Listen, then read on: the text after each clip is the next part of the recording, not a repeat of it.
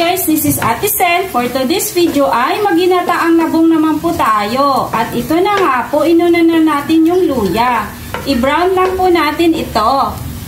Bawang, sibuyas, kamatis,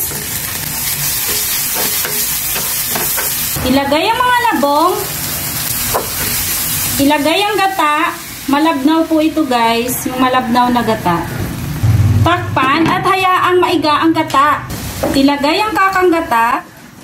Ilagay ang mga hipon. Haluin ng very light. Season lang natin ng paminta powder. Patis. Siling haba. Pinutol ko siya guys para may konting anghang. Sugar, pampabalance ng lasa. Ilagay ang dahon ng saluyot. Haluin ng very light. Huwag kalimutan tikman para ma-adjust yung lasa kung may kulang.